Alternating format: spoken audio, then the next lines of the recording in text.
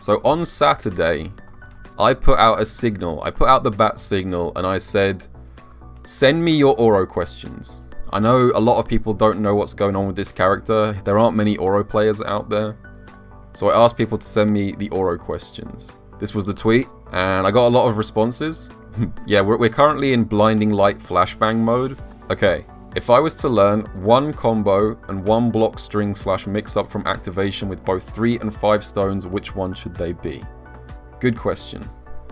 I'm actually going to show you 3 combos. Even though you asked for 1, I'm going to show you 3, because I feel like Oro has 3 required Tengu combos. There's about 20 combos in total with Tengu that cover tons of different positions and starters and stuff.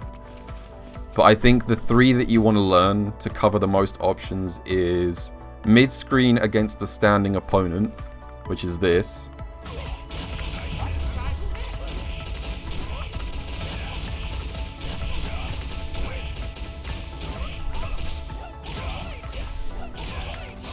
And then you can end with super if you want to. Mid-screen against a crouching opponent, which is this.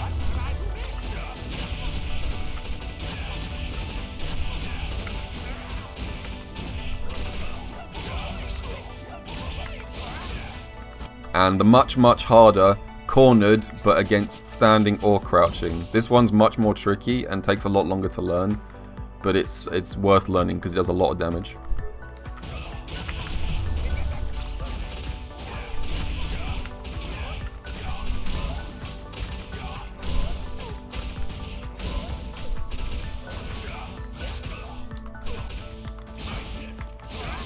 So it wasn't one combo, it was 3 combos, but if you learn all 3 of those, you will have a fairly optimal answer to activation from all positions of the screen. The last combo requires some charge tricks. You need to be able to do stand medium kick into heavy fireball, which you can do by charging back or down back, and then releasing back, passing through neutral. As you pass through neutral, you want to press medium kick, and then rapidly you want to press forward and heavy punch.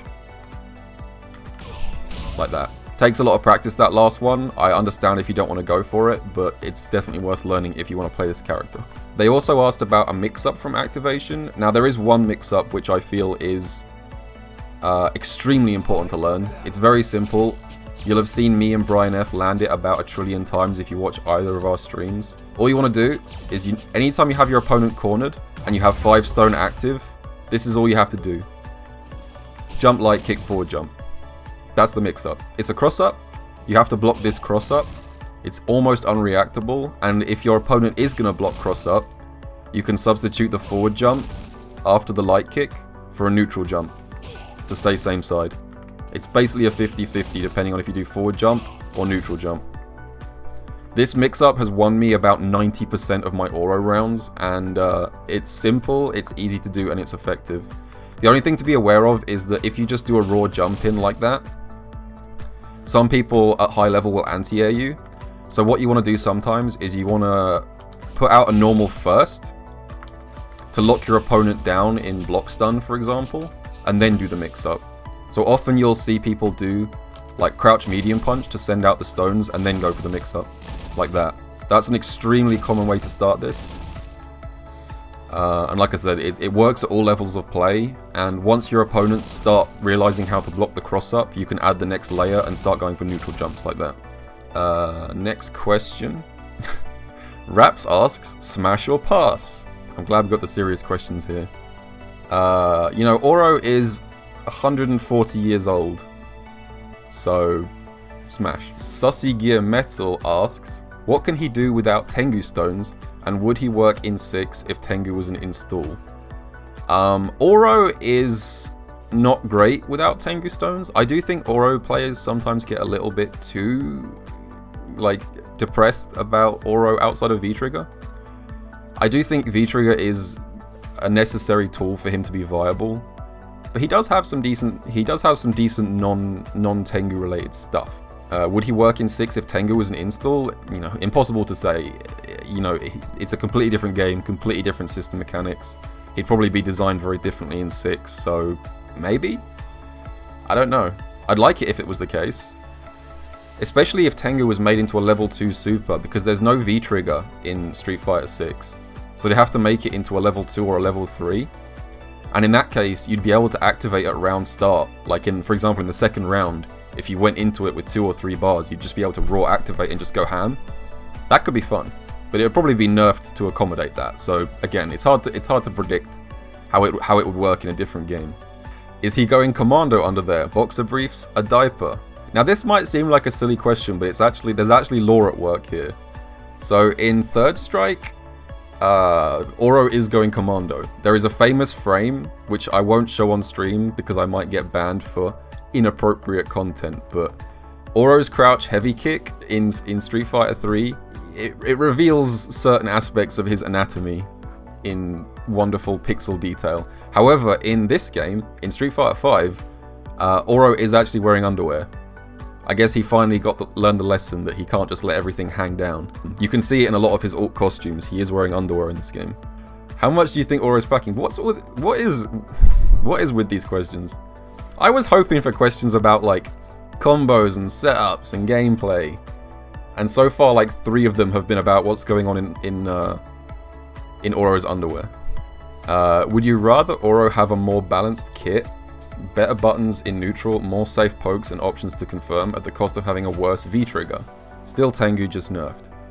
If so, what changes would you make in his pre-V-trigger state? So I don't know if you guys saw, but about a year and a half ago, before the final balance patch came out, I actually made a video talking about what changes I wanted from Oro in the last balance patch.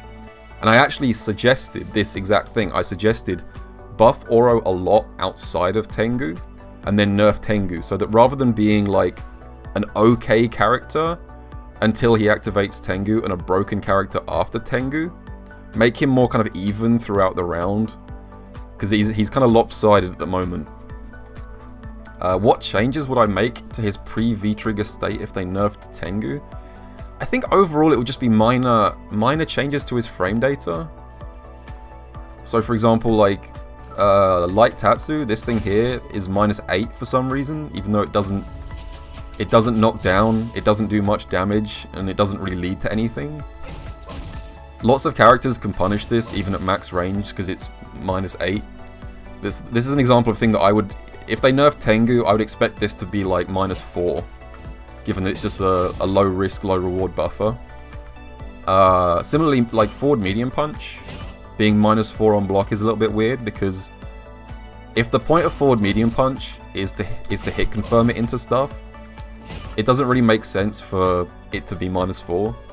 So for example, if I'm up against Ken and I press forward medium punch, he can punish it with heavy DP, and if I try and cancel it into like this, he can also punish with heavy DP, so it doesn't really matter if I hit confirm or not. Either way, I'm getting punished. So there's a few little things like that where I would like his frame data tweaked a little bit. But overall, he's like I said earlier, he's not that bad.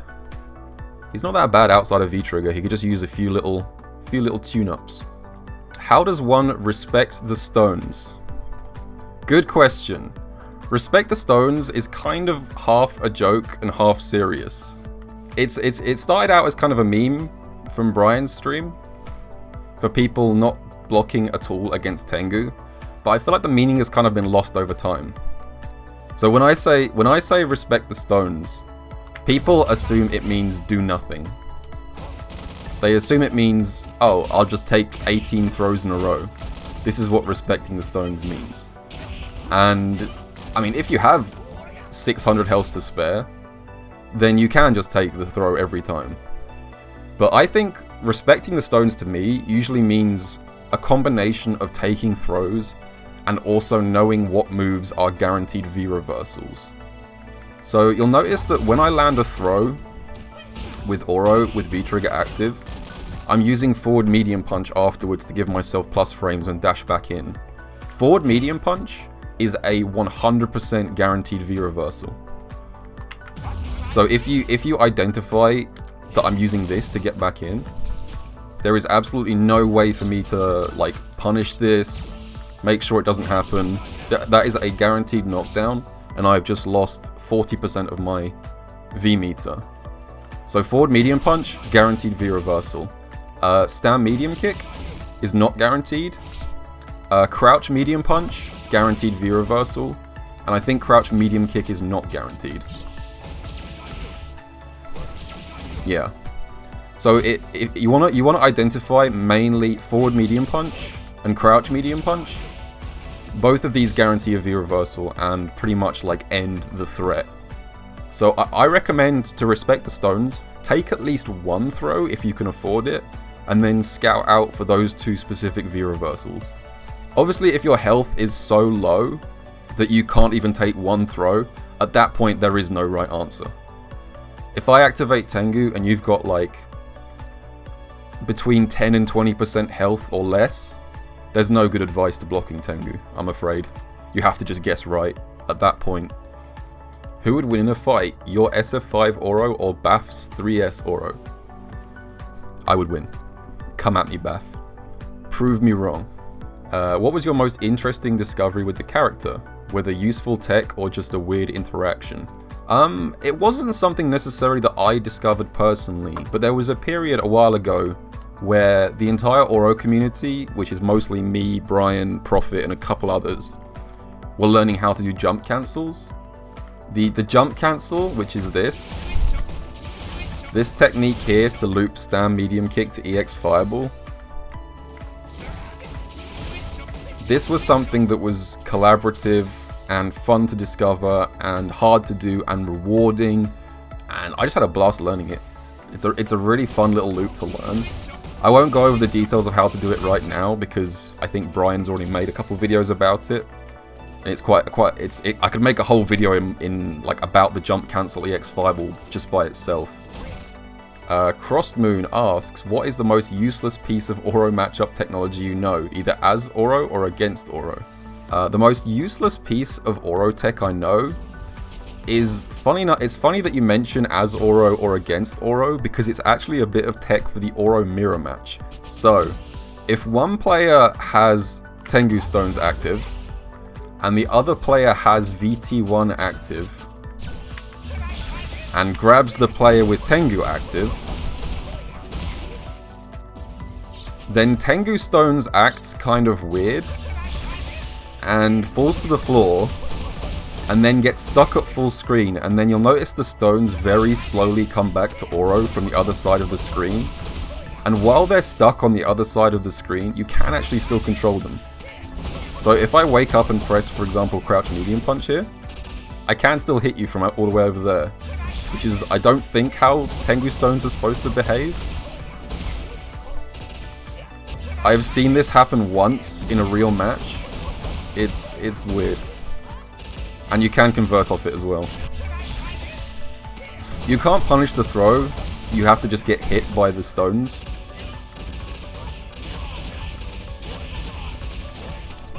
But yeah, you guys can now understand why this is the most useless bit of tech of all time. What seemingly innocuous single balance change could be given to Oro that would make him too good? I've got a good answer for this. So, whenever the balance patch was discussed for Oro, one change that I heard a lot of people say as a suggestion for how to make Oro better was to make this an overhead. Because a lot of people said TK Stomp, this is -10 on block by the way. I know the overlay pretends it's +3, but TK Stomp is actually -10 on block, and it doesn't really lead to much on hit. So I saw a bunch of people as a suggestion for how to make this move more useful was to make this an overhead. Now that one change, if you had made instant air stomp an overhead, congratulations, you've just made Oro the best character in the game. Because Tengu Stones now becomes unstoppable. This is an unreactable instant overhead which leads to a full combo. So if you block crouching, you're dead. If you stand block and I do this, you're dead. True 50-50 off any button. Yeah, unmanageable. So whenever I see people suggest making TK Stomp into an overhead, I kind of laugh because I don't think they realize that they're asking for Oro to be top 1 character in the game by doing it. What is your favorite bit of Oro Tech? It can be anything from a combo to a setup. It's kind of funny. You'd expect my favorite Oro Tech to be some flashy, amazing combo that does 15 trillion damage. But actually my favorite, or one of my favorite things with Oro is using hit grab as a whiff punish tool, or a punish tool in general. So if you don't already know, Oro's hit grab has a deceptively huge hitbox, and it starts up surprisingly fast. This is 5 frame startup and very long range. And it means that there's actually a lot of things that Oro can only punish with hit grab. He's got a lot of very specific interactions which are only reliably punishable with hit grab. Vega's forward heavy punch from all the way downtown. If you block this, you can hit grab. It's not perfect. It doesn't work from every single range. Like you can see at max range it drops. But this is actually almost always the optimal punish on Vega's forward heavy punch. I'll just show you one more punish that I really like with hit grab. Like I said, this isn't super flashy. It's not like a cool combo or anything, but it's a bit of tech which is useful in almost every match in some capacity. So another good example, if Rashid ever does crouch fierce into light fireball as a block string, you may have noticed this is -5. Oro doesn't have any 5 frame normals that go that far, but as I just mentioned, hit grab is a 5 frame move. Ending Walker asks, if VT1 was more consistent, could be activated from Tatsu and had slightly more range, would it be viable? Yes, it would. In fact, only one of those things is necessary. In my opinion, the only thing VT1 needs to be at least viable is activation from Tatsu. The fact that you can activate Tengu from Tatsu is so useful for a bunch of reasons.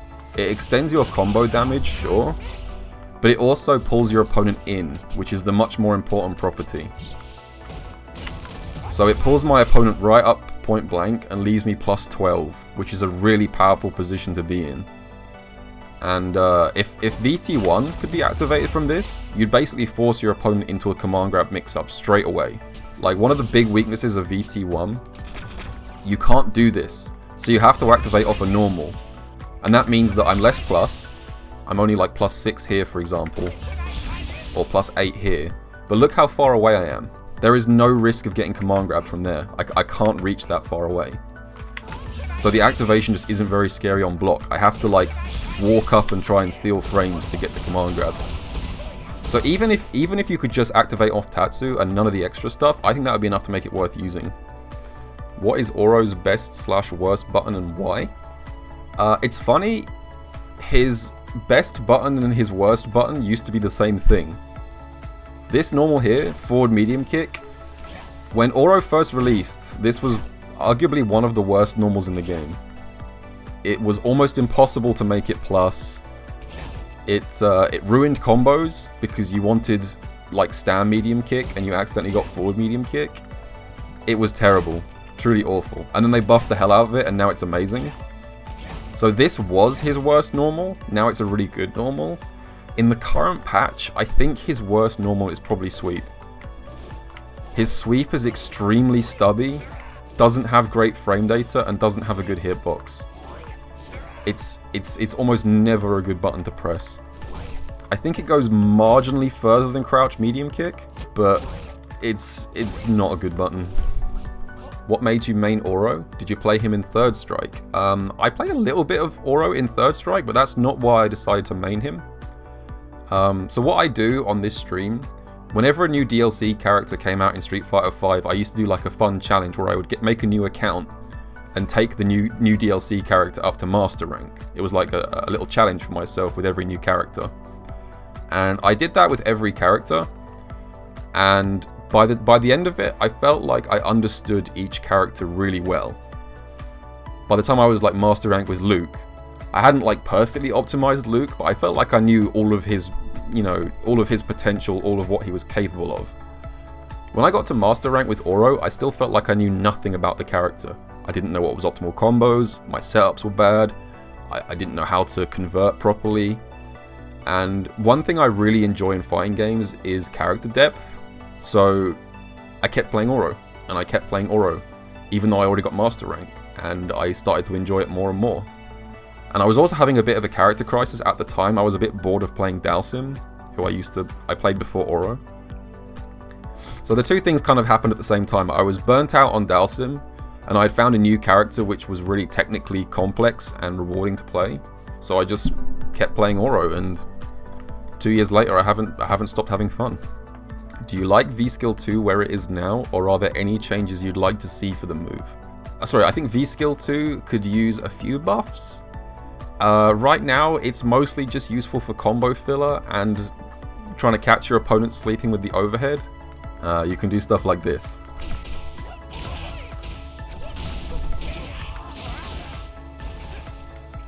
So there's a few little combos where V-Skill 2 kick can give you extensions, and likewise, off crouch medium kick EX Tatsu you can do this. But it's not a huge buff. Most of the reasons that I use V-Skill 2 is just because it's a matchup where V-Skill 1 is useless. I don't pick V-Skill 2 because I want to use it, I pick V-Skill 2 because I have to use it. Some characters just don't have to respect fireballs, and in that case, I just have to use V-Skill 2, because I'll never get a chance to set up V-Skill 1.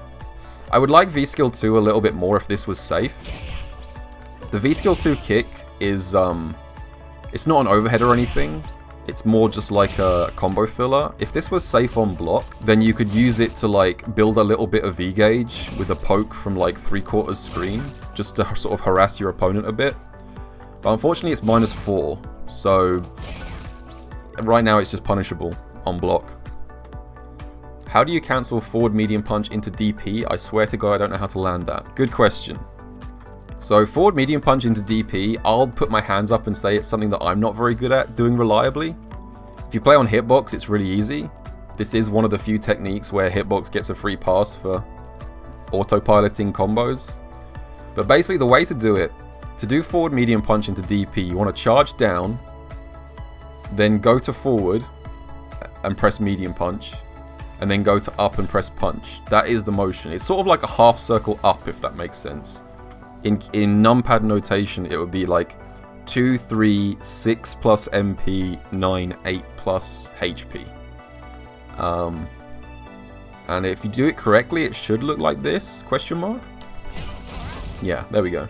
You need to make sure that you press medium punch as you're pressing forward, and you also need to make sure the motion is smooth and quick. If you do it too slowly, you'll lose your charge from down. So you need to be quick and accurate with your inputs. Like that. How old exactly is Oro? So this is actually kind of a funny question. I keep saying he's 140, but I actually, before the stream, I did a little bit of research to confirm exactly how old he is, and this turns out to be a difficult question to answer because the page on his CFN website entry says that he's at least 130, or rumored to be at least 130. And I looked into this a bit more, and apparently there's a data book from Third Strike that was never translated into English that says Oro was 50 years old in 1910. The problem is we don't know what year it currently is in the Street Fighter universe. Street Fighter 3, I believe, takes place in about 1998. So he's definitely in his mid-100s, but it's very difficult to pinpoint exactly how old he is because Street Fighter 5 does not take place in the current year. Street Fighter 5 takes place in like the mid-90s, even though everyone's walking around with like cell phones and stuff. The timeline's fucked, basically. All the characters' ages are pretty much wrong. All the birth dates are wrong, because technically like Chun-Li and Ryu would be like 100 years old by now, or something stupid. So the answer is that Oro is at least 130, but we don't know quite how old. I know that was an overly specific answer to what was probably a joke question.